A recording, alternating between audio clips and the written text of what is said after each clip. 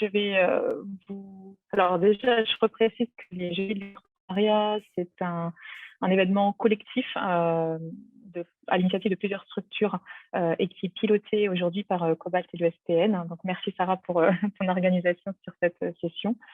Alors, cette thématique, financer son projet, l'objectif, c'est qu'on puisse, dans un temps assez court, vous présenter les différents outils qui existent sur votre territoire, pouvoir identifier le moment auquel vous pouvez les solliciter et surtout savoir si c'est le bon moment actuellement pour vous d'aller chercher ces financements-là ou s'il est préférable d'attendre un petit peu sur notamment les éléments de construction de projet.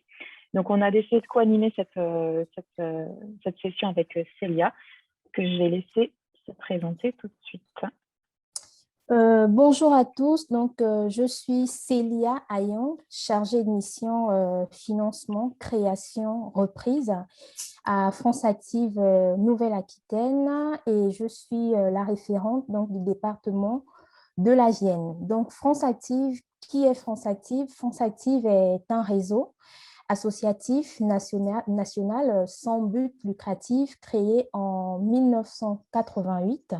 Donc, notre mission est d'accompagner les entrepreneurs engagés à chaque étape de la vie donc, de leur entreprise, que ce soit l'émergence, la création, la reprise, le développement et la transformation. Donc, France Active permet à chaque entrepreneur de s'investir dans un projet à fort impact social positif donc, sur la société et cet impact peut être en lien avec son emploi, son territoire, sur le social, l'environnement ou encore sur la gouvernance. France Active est présente sur toute la France, donc via ses 42 associations territoriales et avec donc 3 structures financières. France Active garantit et finance chaque année plus de 7 400 entrepreneurs. En tant que chargée de mission financement, création, reprise à France Active, au quotidien, j'accompagne des porteurs de projets grâce à une offre complète, adaptable et évolutive en fonction du niveau d'engagement des entrepreneurs. Donc, notre accompagnement s'articule autour de 3 axes que sont le financement, le conseil et la connexion. Ok, c'est bon pour toi, Célia? Oui. Merci. Donc, très rapidement, donc, je suis Justine Pelleret, directrice de la plateforme de financement participatif J'adopte un projet, qui intervient sur le financement à l'échelle du crowdfunding pour des projets qui viennent chercher du don, notamment. On n'intervient pas sur les autres modalités du financement participatif, qui sont l'investissement et le prêt. L'association elle a été créée en 2014, donc ça fait 7 ans qu'on exerce nos activités. On a accompagné environ 400 projets sur l'échelle de la Nouvelle-Aquitaine.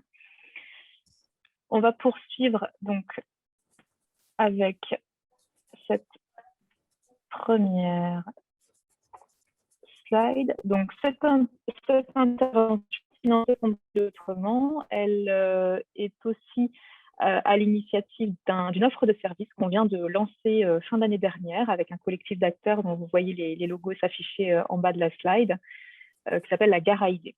L'objectif, c'est de pouvoir proposer un accompagnement un petit peu sur mesure, un peu je viens en tant qu'entrepreneur chercher ce dont j'ai besoin pour la construction de mon projet. Donc, vous voyez, vous avez les thématiques qui s'affichent dessus, la formation, la sensibilisation à l'économie sociale et solidaire, l'accompagnement, le premier accueil, c'est-à-dire le premier niveau d'info dont j'ai besoin pour mon projet, toute la partie réseautage, mise en lien, coopération avec des projets de mon territoire ou des entrepreneurs de mon territoire, et puis la partie financement qui nous intéresse aujourd'hui, qui correspond dans cette offre au chaudron, puisque c'est bien dans la marmite qu'on fait bouillir toutes les idées. Le zoom, et c'est bon.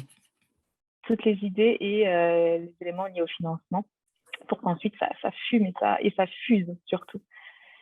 Voilà, donc ça intervient aujourd'hui aussi dans cette programmation et je le rappelle uniquement sur Grand Poitiers pour le moment. Alors, on entre concrètement dans le vif du sujet, donc le financement des projets. Avant d'étudier la possibilité donc de financer votre projet en tant qu'entrepreneur, vous devez respecter en fait un parcours de créateur. Donc, en effet, pour aboutir à un projet, vous avez d'abord une idée. Et c'est cette idée en fait que vous devez transformer en projet. Donc, une fois que vous avez trouvé votre idée, vous devez en fait savoir quelles sont vos motivations, quel est votre savoir-faire et vous demander si vos compétences sont en adéquation avec votre projet. Donc, si c'est le cas, il faudra ensuite rédiger en fait une étude de marché, faire une étude de marché. On vous conseille fortement de vous faire accompagner par les chambres consulaires, par exemple, en fonction de votre type d'activité. Donc, dans l'étude de marché, il faudra étudier la zone de chalandise, par exemple. Donc, si vous souhaitez intervenir sur un territoire donné, il faut savoir dans la délimitation en fait de votre zone. Dans votre étude de marché, on doit retrouver la concurrence, c'est-à-dire sur votre secteur. Vous voulez créer, mais est-ce qu'il y a déjà des personnes qui font la même chose? Si oui, comment vous, en tant que nouvel entrant, vous vous positionnez par rapport à cette concurrence, c'est-à-dire quelle est la plus-value de votre projet par rapport ou de votre offre de service par rapport à ce qui existe déjà. Dans votre étude de marché, on doit retrouver la clientèle, c'est-à-dire vous devez cibler votre clientèle. Est-ce que vous êtes plutôt sur une clientèle jeune, une clientèle mixte, une clientèle de personnes âgées, hommes, femmes, etc., une clientèle de routiers, en fonction en fait de votre activité. Pourquoi cibler la clientèle? Parce que derrière, vous devez bâtir en fait un plan pour pouvoir commercialiser votre produit auprès de cette clientèle. Vous devez également bâtir un plan pour pouvoir communiquer auprès de cette clientèle. Donc, en fonction de la clientèle ciblée, vous allez pouvoir adapter la communication à votre cible.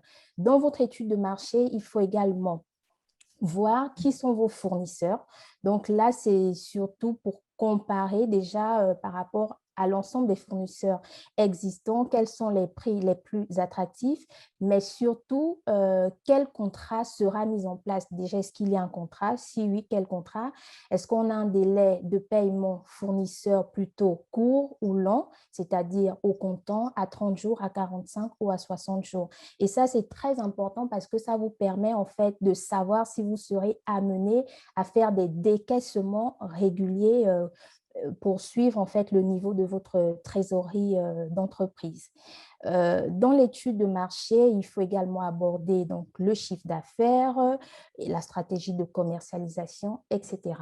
Donc, une fois votre étude de marché de rédiger, il va falloir réfléchir en fait aux moyens pour pouvoir mettre en œuvre en fait votre projet. Et là, on peut les classer en trois axes. Donc, il y a les moyens matériels, les moyens humains et les moyens financiers. Donc, le matériel, c'est l'ensemble des investissements que vous aurez à faire pour pouvoir démarrer votre activité.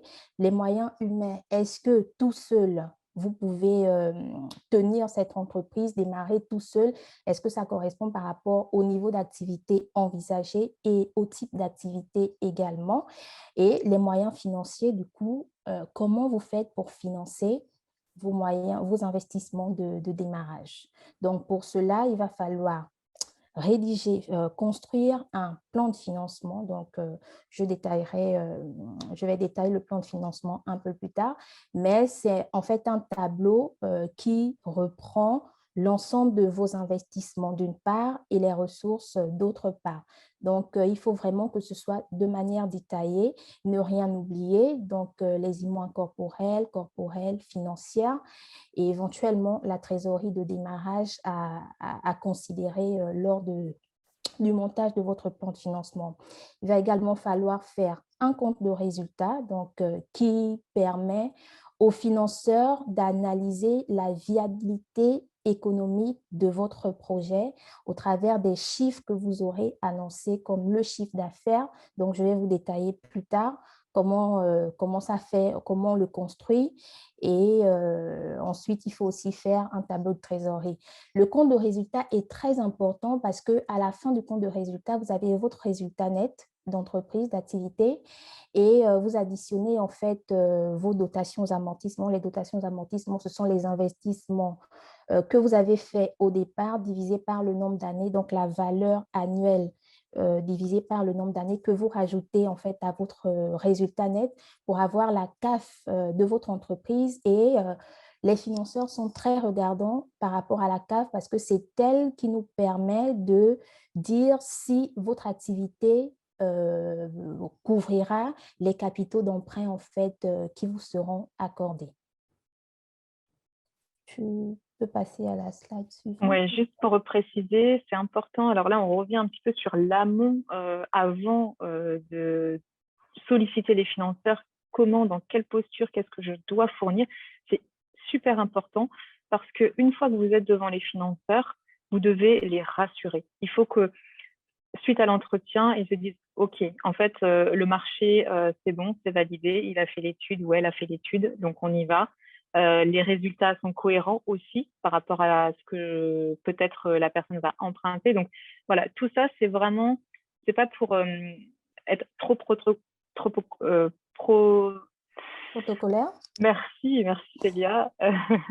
C'est vraiment des éléments indispensables pour vous placer vous en tant qu'entrepreneur et créer un climat de confiance surtout. Ouais, complètement. Et surtout, arriver effectivement avec un plan de financement et un compte de résultat définitif de préférence parce que ne faudrait pas qu'il soit modifié à chaque fois. Du coup, ça prend du temps au niveau de financeur déjà pour l'analyse et pour vous aussi dans le lancement de votre projet.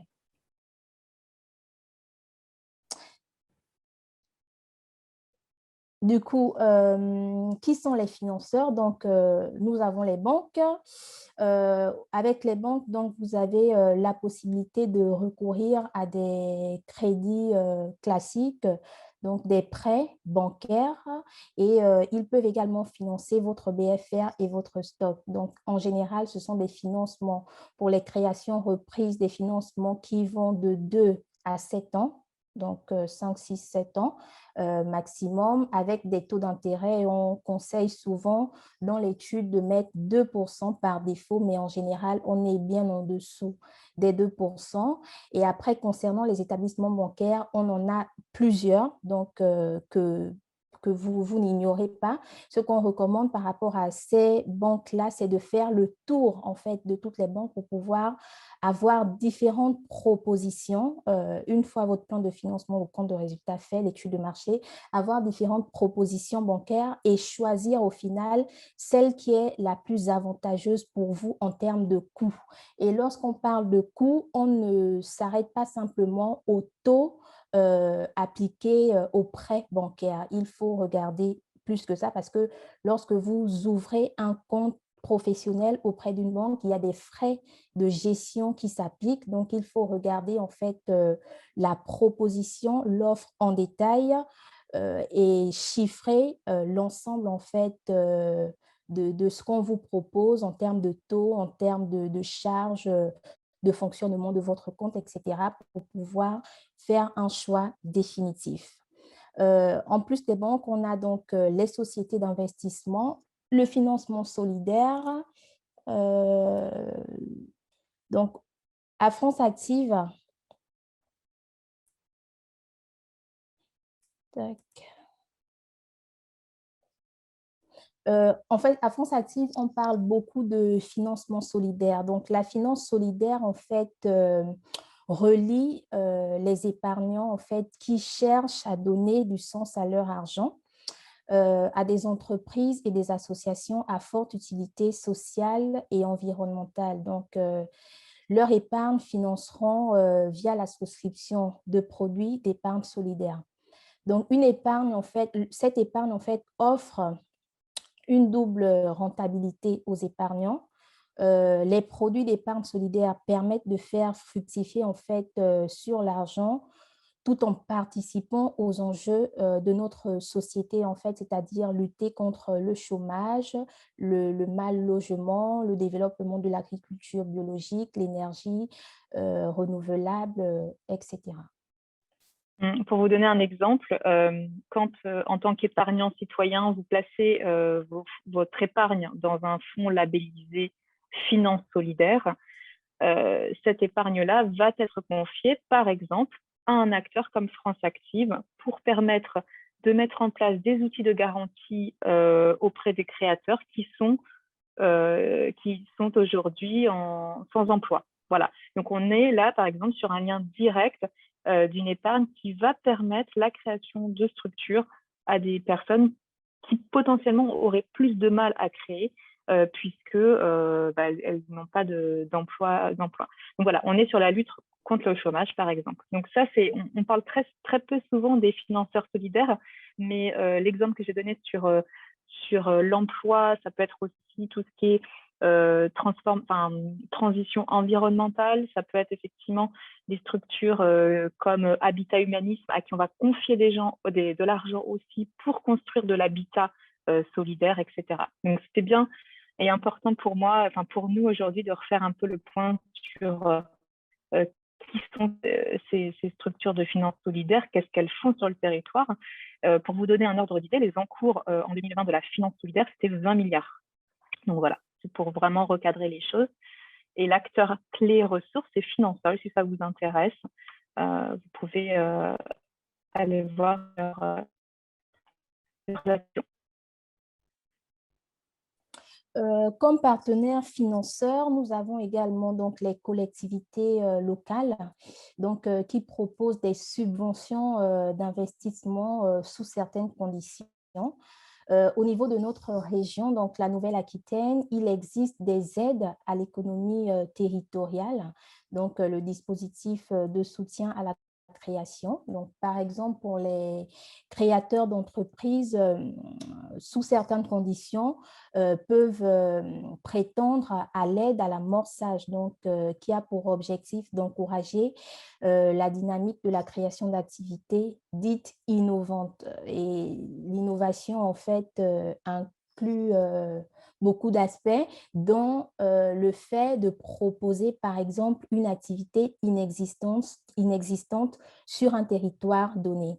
Donc, c'est une aide qui s'adresse aux très petites entreprises, tous secteurs d'activité confondus et immatriculés depuis moins de 6 mois et dans un parcours d'accompagnement. Donc, le parcours d'accompagnement, qu'est-ce que c'est? En 2018, en fait, la région a mis en place un appel à projet pour pouvoir proposer aux entrepreneurs donc, de la région un accompagnement complet de l'émergence en fait de votre projet au financement et ensuite le suivi de votre activité. Donc, le parcours d'accompagnement regroupe en fait un collectif d'acteurs faisant partie donc de cet appel à projet-là retenu par la région qui vous propose en fait un accompagnement. Donc, dans ce collectif, on a par exemple la BGE, on a France Active, on a Initiative, on a l'ADI et plus loin, on vous dira exactement ce qu'ils font. Après, si vous ne faites pas partie du parcours d'accompagnement et que vous êtes accompagné par un expert comptable, vous pouvez également bénéficier de cette subvention régionale. Et comme autre membre du groupement, on a les chambres consulaires également. Donc, c'est une subvention de 4 à 10 000 euros.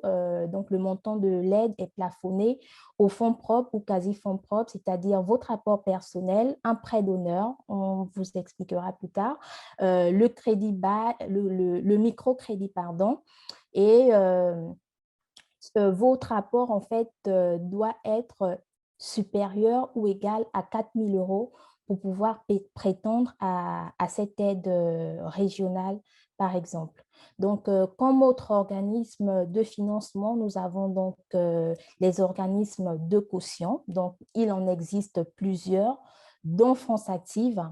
L'organisme de caution, pourquoi? En fait, lorsque vous êtes amené à contracter un prêt bancaire pour le financement de votre projet, le banquier va toujours va toujours en fait chercher à couvrir le risque de non-remboursement du projet au cas où tout ne se passe pas comme prévu. Du coup, pour pouvoir couvrir ce risque de non-remboursement, il a trois possibilités. La première possibilité, c'est la sûreté réelle, c'est-à-dire, par exemple, le nantissement du fonds de commerce ou l'hypothèque. La deuxième possibilité, c'est tout ce qui est caution personnelle, c'est-à-dire qu'à titre privé, vous prenez l'engagement que si tout ne se passe pas comme prévu, de rembourser avec vos biens personnels ou les biens d'une personne qui vous est proche, qui se porte garant pour vous. Et la troisième proposition, donc, c'est donc les organismes de caution dont fait partie Frontsative. Pourquoi travailler avec un organisme de caution comme Frontsative? Déjà parce qu'on a en fonction des garanties mobilisées, vous avez la possibilité d'être exclu automatiquement des cautions personnelles. Vous avez un accompagnement au niveau du montage financier, donc le tour des tables des banquiers, le conseil, la recherche de financement, la mise en réseau avec les partenaires et d'autres réseaux de l'accompagnement. Et au niveau de France Active, du coup, qu'est-ce qu'on vous propose en termes de garantie pour les créateurs et repreneurs d'entreprises? On a quatre types de garanties. Donc, on a une garantie de base qui est destinée aux demandeurs d'emploi inscrits à Pôle emploi, qui couvre jusqu'à 65% du montant de votre prêt bancaire. Donc, pour la banque, en fait, lorsque vous allez voir un banquier avec déjà une garantie, lui, ça le sécurise, en fait, ça le rassure. Et on a également trois garanties, donc des garanties renforcées pour les femmes, pour les personnes qui créent sur des territoires fragiles, donc type QPV, quartier politique de la ville, ou ZRR, zone de revitalisation rurale. Sur Poitiers, par exemple, on en dénombre 5, parmi lesquels les couronneries, donc en QPV, Saint-Éloi, Beaulieu, par exemple. Donc, si vous résidez sur l'un de ces quartiers, vous avez la possibilité de bénéficier d'une garantie Frontsative. Après, on a du coup les prêts participatifs, le financement participatif, pardon. Je vais peut-être laisser Justine présenter le financement participatif. Mais pour introduire, le financement participatif, en fait, est un outil de collecte de fonds fonctionnant en fait sur une plateforme Internet et permettant à un ensemble de contributeurs donc de choisir collectivement, de financer directement et de manière traçable des projets identifiés. Voilà. Parfait. Je t'embauche, Célia. Viens rejoindre notre équipe. Le financement participatif, il faut le voir comme un complément de financement. C'est-à-dire que vous ne pouvez pas financer tout un projet via la finance participative. Par contre, vous pouvez compléter votre plan de financement avec une ligne finance participative si la campagne a réussi. Du coup, c'est un élément qu'il faut anticiper en amont parce que si on veut l'afficher au plan de financement, ben, il faut que la campagne elle soit finie et ou en tout cas qu'on sache que l'issue est positive. Parce que je le rappelle, la majeure partie des plateformes, en tout cas celles qui fonctionnent sur du don avec contrepartie, vont quasi tout le temps vous demander d'atteindre l'objectif fixé pour vous décaisser les fonds. Ça, c'est le principe du tout ou rien. Donc, si on affiche de la finance participative, il faut qu'on s'assure que la campagne, elle est bien valide et que vous allez réellement toucher les fonds. Voilà, et surtout, un complément de financement. Il y a des acteurs aujourd'hui sur le territoire qui sont dotés d'outils pour vous accompagner sur le financement de votre projet. Ce n'est pas uniquement les citoyens qui doivent participer à ça. Hein. Ça, c'est vraiment important de le rappeler. Le citoyen, pour le développement de son territoire, c'est important de l'impliquer. Et donc, la finance participative, c'est un moyen de l'impliquer dans le développement économique, dans le développement de projets à fort impact sociétal, environnemental, culturel. Par contre, ce n'est pas son rôle. Il y a des financeurs pour ça. Donc voilà, ça reste vraiment un complément. Et il y a également les sociétés donc, privées, et là, ça concerne plus les startups, donc les investisseurs ou les placeurs.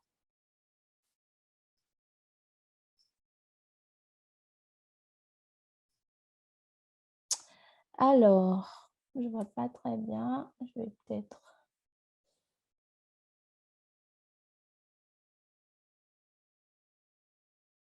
Est-ce que tu veux que je grossisse la page, Célia?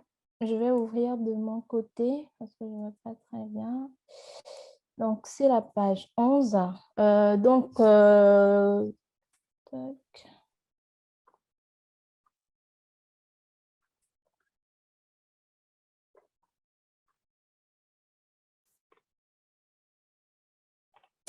Alors, quel financement est le plus adapté? Donc, effectivement, en fonction du type de besoin à financer, il y a des financements plus adaptés que d'autres. Donc là, on vous a listé en fait les différents types de financement qui existent et les objectifs à financer. Donc, le prêt à taux zéro, prêt d'honneur, PHS, donc prêt d'honneur solidaire, finance en général le besoin en fonds de roulement. Donc, le prêt à taux zéro est un outil de prêt à la personne qui peut vous être proposé par France Active, par le réseau Initiative. Et le but, c'est vraiment de venir en complément du prêt bancaire ou en déduction du prêt bancaire en fonction, en fait, de votre plan de financement, mais on vous le propose pour permettre de renforcer vos fonds propres, donc d'avoir un apport supplémentaire sur votre structure et de financer votre trésorerie de démarrage.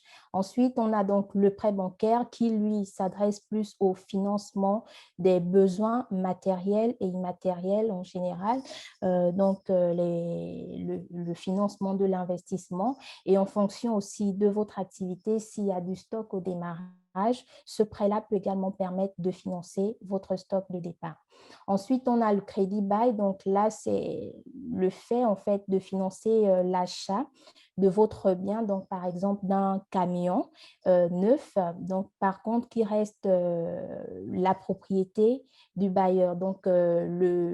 Pour le banquier, il n'y a pas un gros risque de faire des crédits baux parce que le bien, en fait, au final, n'appartient pas au porteur de projet, mais à la banque.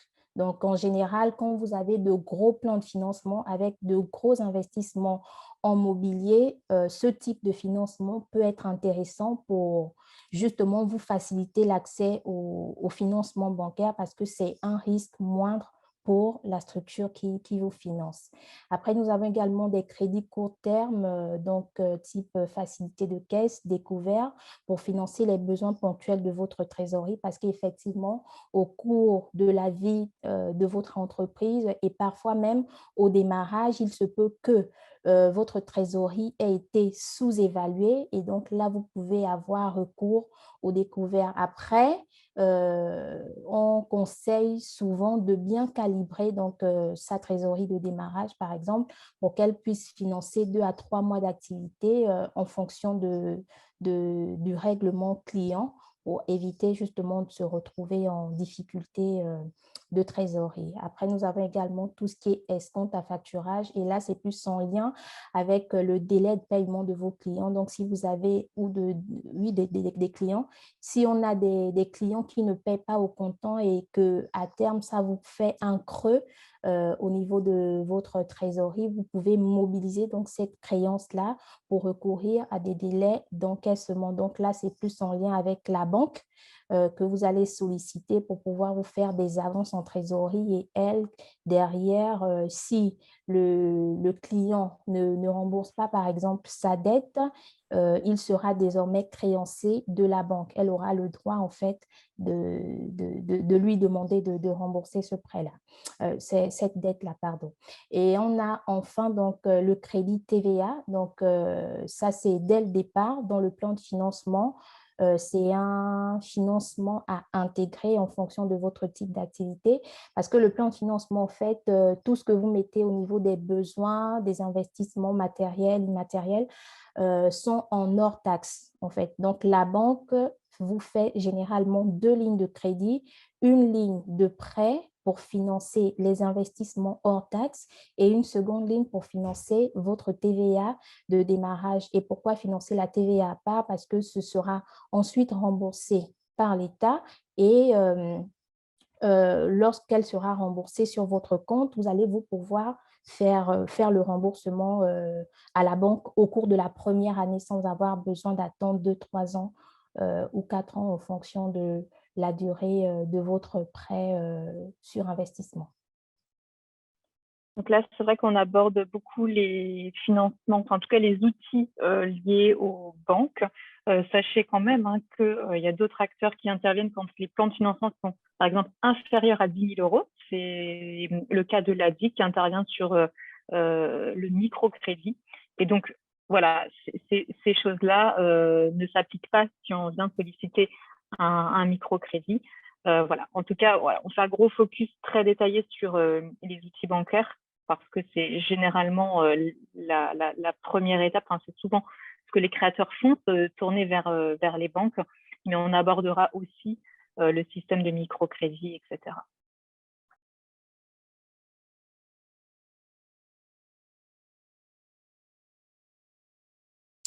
Alors, quand les contacter, donc on vous a listé un peu quand est-ce qu'il ne faut pas contacter. Par contre, les partenaires financeurs, comme je disais tout à l'heure, il faut vraiment que vous sollicitez vos partenaires financiers avec des projets bien bouclés, des projets définitifs, des plans de financement définitifs, parce que ça permet de gagner en crédibilité et en temps.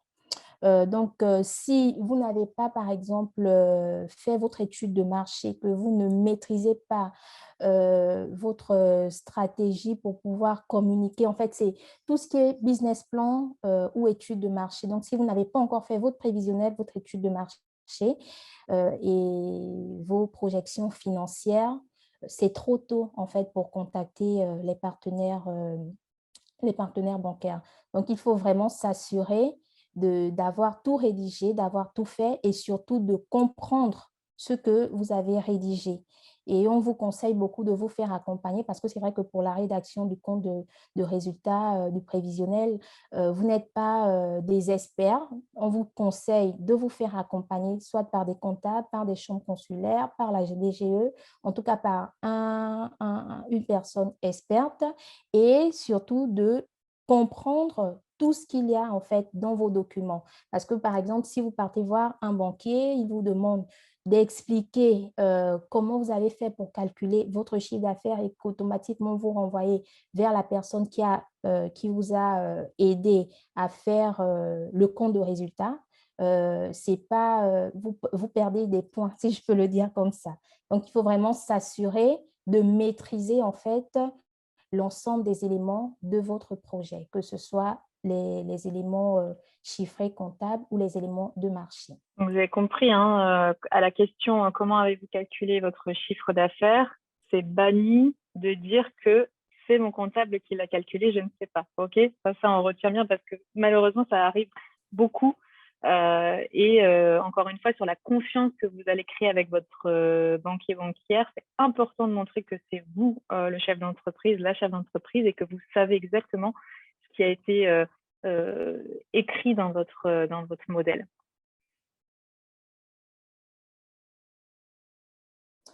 Justine, juste si tu peux repartir à la slide précédente parce que la toute dernière ligne, je voulais dire un mot dessus. Donc, vous ne maîtrisez pas le kit de survie de l'entretien avec un banquier. Voilà. Donc, effectivement, vous devez être amené à solliciter la banque pour pouvoir financer votre projet. Et lorsque vous vous présentez en fait devant le banquier, il faut vraiment maîtriser son discours pour le convaincre et aussi voilà, pour le rassurer. Et donc, au niveau de France Active, on propose depuis cette année des ateliers, comment parler à son banquier, comment convaincre son banquier pour les créateurs, repreneurs d'entreprise. Sur le mois de février-mars, en tout cas sur tout le premier semestre, on a des dates déjà de fixer pour ces ateliers-là. Après, ce sont des ateliers en fait qui vous permettent d'avoir les outils nécessaires, en tout cas pour pouvoir aller en entretien avec le banquier, ce qu'il faut dire, ce qu'il ne faut pas dire. Voilà.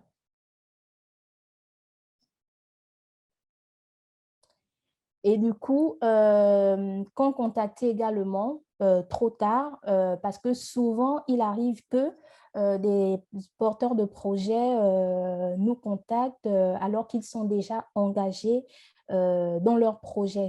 Qu'est-ce que ça veut dire? On vous déconseille fortement en fait de contacter les partenaires financeurs lorsque vous avez déjà vous-même autofinancé une bonne partie de vos investissements. Pourquoi? Au niveau de France Active, par exemple, si vous avez déjà financé la majorité de vos investissements, dans votre plan de financement, il se peut que vous n'ayez pas d'apport personnel et du coup, vous allez comptabiliser vos investissements réalisés comme de l'apport. Sauf qu'à France Active, souvent, c'est un peu compliqué à comptabiliser parce qu'on va vous demander des justificatifs en fait, de ces investissements-là et en fonction de la nature, soit si vous avez acheté par exemple sur Cdiscount, c'est un exemple, et qu'il n'y a pas forcément de traçabilité ou que vous avez acheté sur Marketplace, ça va être compliqué en fait d'avoir des justificatifs. Ou si vous avez fait beaucoup de dépenses, il va aussi peut-être être compliqué d'avoir toutes vos factures, en fait, de retrouver toutes vos factures, à moins que vous soyez vraiment très organisé. Donc, nous, ce qu'on vous conseille, c'est de garder votre argent, d'évaluer vos besoins et ensuite de considérer votre argent comme un apport en capital ou en compte courant. Voilà. Et aussi, souvent, on s'aperçoit que les personnes qui empruntent sont déjà endettées elles-mêmes à titre personnel. Ça n'empêche pas qu'on étudie la demande, ça n'empêche d'ailleurs pas qu'on vous accompagne, mais il ne faudrait pas en fait que le prêt bancaire que vous souhaitez faire en plus des endettements que vous avez déjà vienne vous mettre en difficulté au quotidien, vous en tant qu'individu en fait, dans votre manière de vivre. Donc, c'est vrai qu'on est très attentif au niveau d'endettement de la personne et si vous avez déjà créé une structure, de la structure également et quelles sont vos capacités en tout cas à faire face à ces endettements. Et on regarde beaucoup le fonctionnement des relevés des comptes bancaires aussi. Donc, si on s'aperçoit qu'il y a des rejets de prélèvements, des incidents régulièrement, c'est vrai qu'au niveau du partenaire financier, ce n'est pas rassurant et ce sont des points d'alerte qui peuvent faire en sorte qu'on n'aille pas en fait sur le projet. Et le troisième point, du coup, c'est lorsque la survie de l'entreprise est déjà compromise. Ça veut dire que, par exemple, vous avez démarré, vous vous êtes endetté, ça ne fonctionne pas, mais vous souhaitez quand même faire un prêt supplémentaire pour investir en expliquant que ça va permettre de mieux vous repositionner, d'avoir une offre plus diversifiée, etc. Donc, si la structure, l'entreprise est déjà endettée, créée, et que derrière, ça ne fonctionne pas correctement, c'est vrai qu'au niveau des partenaires financiers, ça peut être compliqué d'obtenir un financement.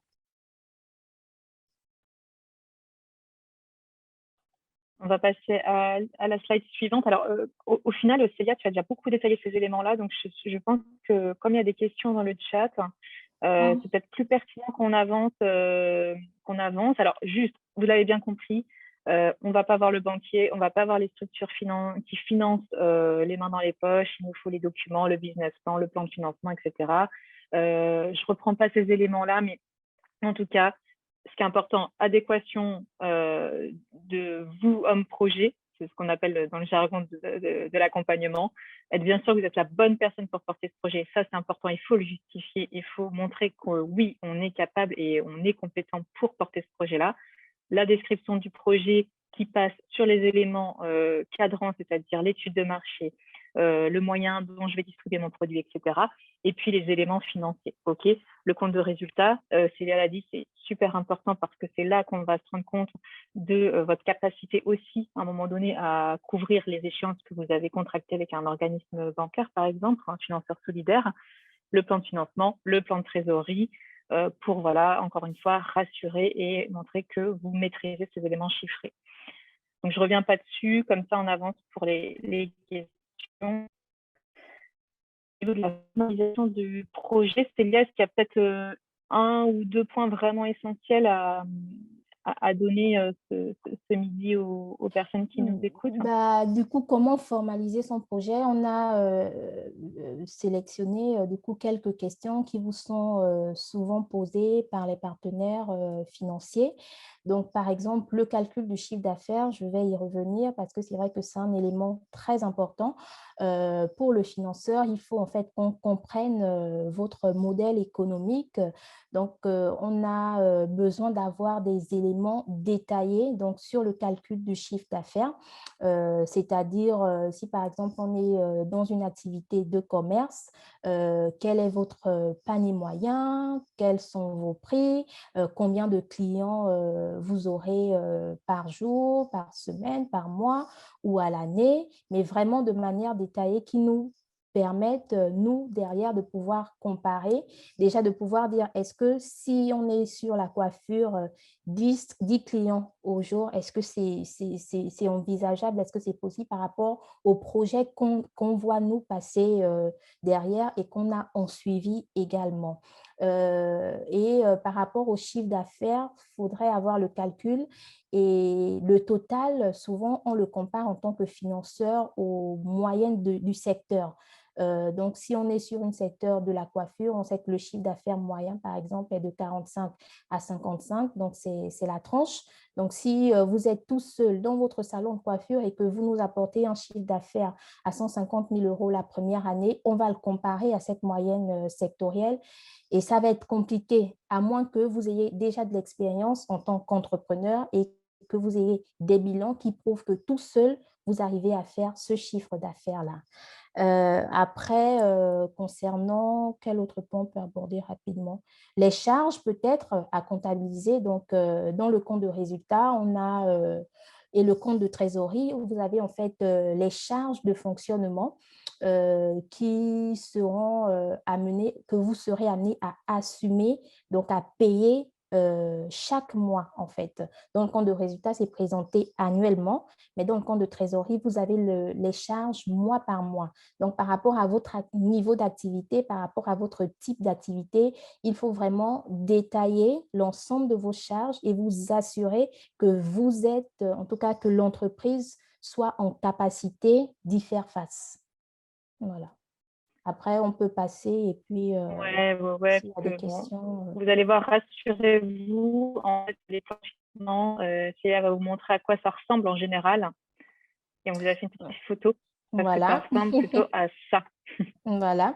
Donc, effectivement, souvent dans le plan de financement, il arrive que les porteurs de projets, au niveau des ressources, se limitent aux prêts bancaires ou à l'apport personnel. Donc, si vous avez de l'apport personnel, donc prêt bancaire, apport personnel.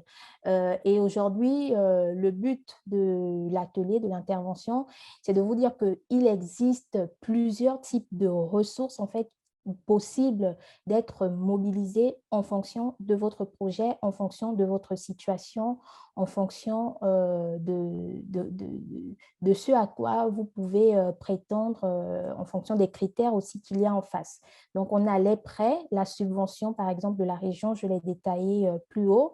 On a les prêts d'honneur, donc j'en ai parlé également. Donc, au niveau de France Active, on a des prêts d'honneur qui peuvent aller jusqu'à 4 000 €. Il y a également le réseau Initiative qui porte également, qui porte le dispositif donc prêt d'honneur. Et donc là, ça peut aller, j'ai pas envie de m'avancer. En tout cas, on a des prêts d'honneur, donc ce sont des prêts à la personne.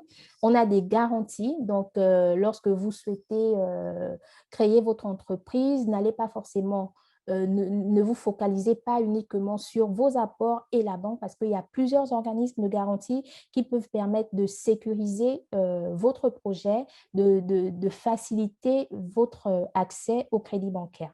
On a également le financement participatif dont Justine parlait tout à l'heure qui se développe de plus en plus.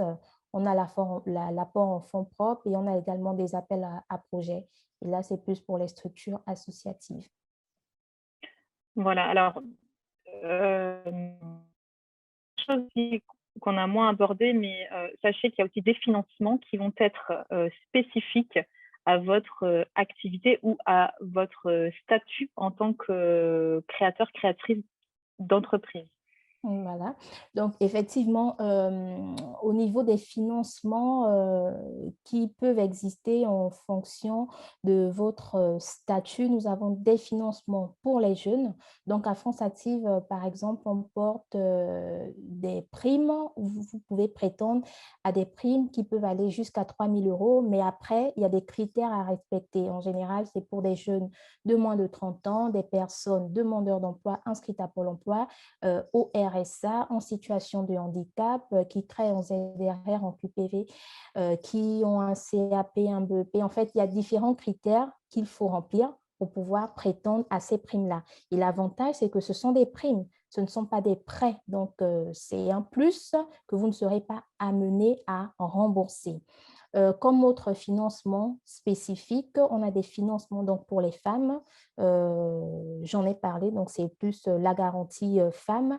Et l'avantage en fait de cette garantie, c'est que en tant que femme demandeuse d'emploi inscrite à Pôle emploi, si vous obtenez une garantie femme de France Active, la banque ne vous demandera aucune caution personnelle, sauf si vous êtes en entreprise individuelle, parce que lorsque vous créez, vous avez différentes possibilités de formes juridiques, donc soit en entreprise, soit en société. Si vous êtes en entreprise individuelle, votre société, votre entreprise, c'est vous, en fait. Il n'y a pas de distinction, il n'y a pas de création d'une personne, d'une entité morale. Donc là, la banque peut faire appel à vous en tant qu'entreprise et en tant que personne. Donc, tous nos outils de garantie bancaire sont donc pour les demandeurs d'emploi et on a également des outils donc, de garantie spécifiques pour des personnes en situation de handicap. Voilà, dans la continuité, donc, si votre activité comporte des spécificités, par exemple que vous entreprenez en milieu rural, c'est pareil. Il faut avoir le réflexe d'aller chercher les dispositifs qui vont permettre la création ou le développement de projets en milieu rural. Idem pour tout ce qui concerne l'insertion par l'activité économique, l'IAE, le secteur de l'IAE, et puis pour les projets innovants socialement, donc tout ce qui va relever d'un besoin qui n'est aujourd'hui pas couvert sur un territoire. Si vous apportez cette solution-là sur le territoire, placez-vous comme un projet innovant et allez chercher aussi ce type de financement puisque vous y avez le droit. Donc, ça, c'est pour recadrer. Donc, je pense que si on résume un petit peu, il y a des financements qu'on peut obtenir en fonction de son statut juridique, en fonction de la typologie de personnes qui portent le projet, mais aussi la façon dont on va entreprendre pour ce projet. La zone géographique, un secteur particulier qui, par exemple, emploie des personnes en insertion, un projet socialement innovant, etc.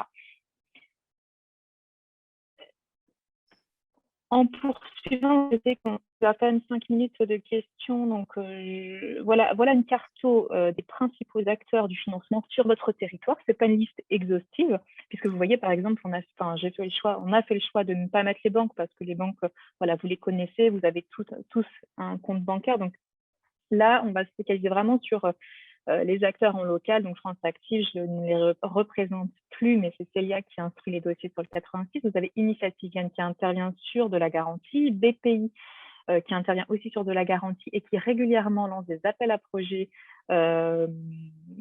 pour obtenir du financement. Donc, garder un œil et une veille aussi sur ces appels à projets.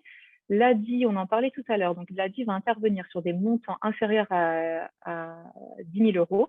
Donc, sur, par exemple, une activité qui nécessite peu d'investissement, ou en tout cas qui ne dépasse pas cette fourchette-là, vous pouvez faire appel à un microcrédit. Là, par contre, la particularité, c'est que vous ne pouvez bénéficier d'un microcrédit seulement à condition d'avoir eu un refus bancaire. D'accord?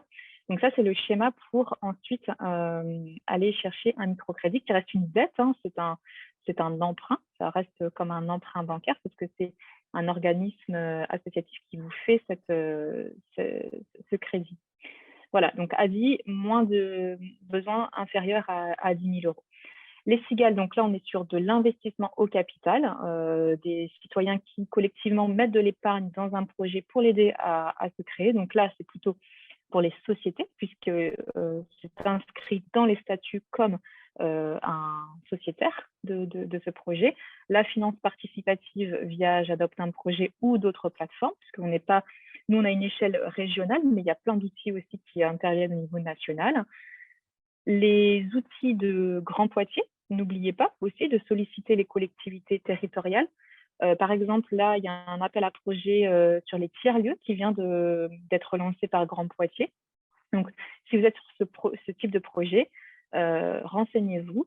Vous avez l'ADI qui va, elle, intervenir vraiment sur les projets innovants, pareil, qui peuvent vous aider aussi sur les études de faisabilité d'un nouveau produit, par exemple, des choses comme ça. Tous les dispositifs de la région Nouvelle-Aquitaine. Donc, tout à l'heure, Célia parlait de la subvention à la création. D'ailleurs, il y avait une question, on va profiter pour y répondre maintenant, une question sur la procédure d'octroi, Célia, sur cette subvention. Donc, on est bien d'accord que pour la création, il faut faire la demande entre 0 et 6 mois, les 6 premiers mois d'existence. Par contre, il y a aussi des subventions liées au développement d'activités. Pour les entreprises de moins de 3 ans, c'est ça? J'ai un doute, 3 ou 5 ans. Bon, après, pour les subventions au développement, c'est vrai que moi, je n'interviens pas trop sur ce volet. Je suis plus sur la partie création, reprise. Après, je peux regarder rapidement. Peut-être Julien, je ne sais pas si Julien est encore avec nous aussi. Peut-être que tu as l'info, toi. Je vais regarder. Bon, en tout cas, il y a bien des dispositifs. En tout cas, il y a des dispositifs pour la création, reprise et pour le développement. Concernant le développement, je n'ai pas le détail, mais si la personne souhaite prendre mon contact, je regarde et on se rappelle. Oui, après, le portail de la région est très, très bien fait sur toutes les demandes de financement. Donc, je vous invite aussi à aller consulter parce que c'est très clair. Il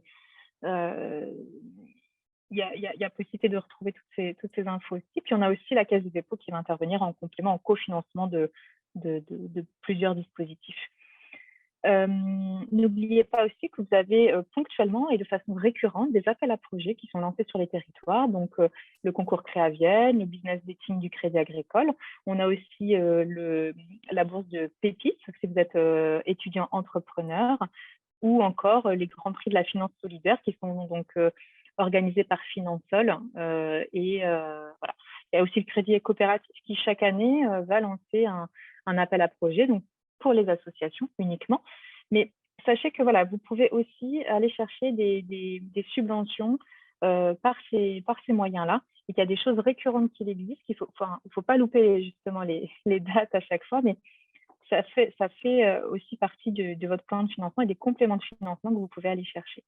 Et puis, moi, j'avais fait juste une petite slide vraiment pour ce qu'il faut retenir là, de cet échange. Donc, sur les types de financement. Donc, on a bien du don et des subventions. On a tout ce qui va concerner la dette, donc qui va être à rembourser.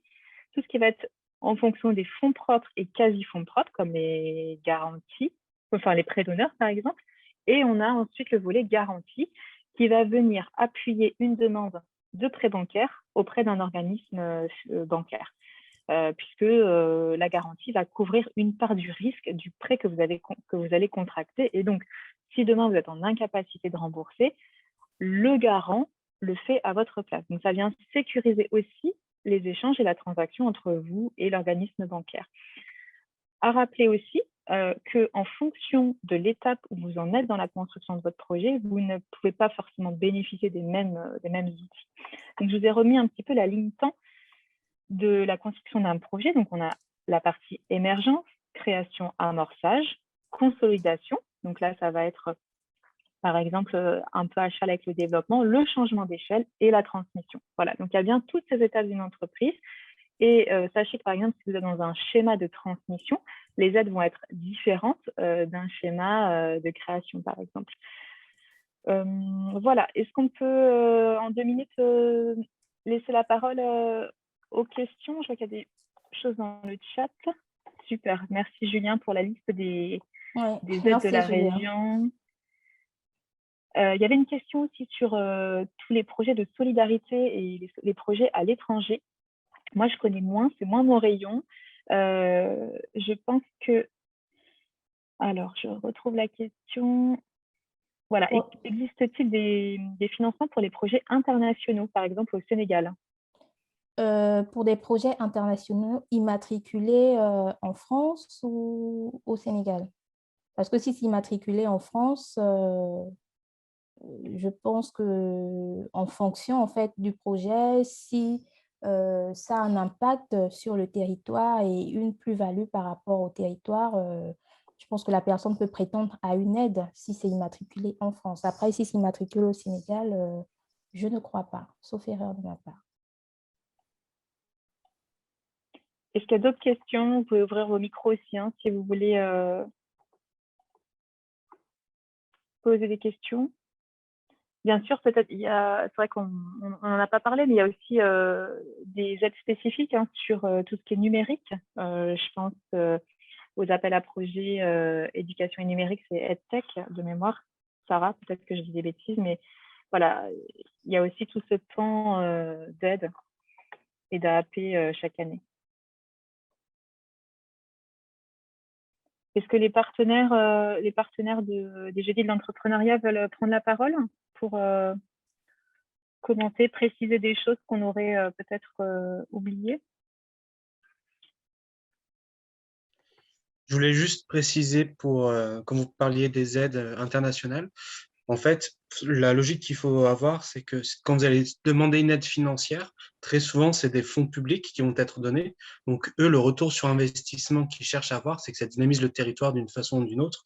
Donc, pour la personne qui cherchait des aides, soit en France, soit, je sais plus l'autre pays, le Sénégal. Sénégal.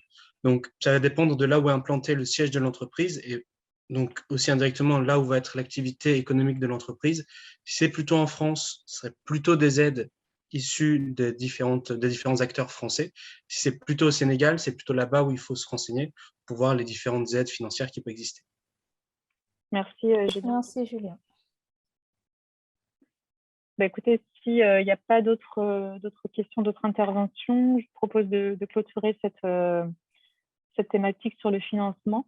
N'hésitez pas à reprendre contact avec les différents acteurs qu'on a mentionnés plus haut hein, sur les financements. Et voilà, si des fois vous avez des questions, n'hésitez pas à revenir vers Célia ou moi par mail.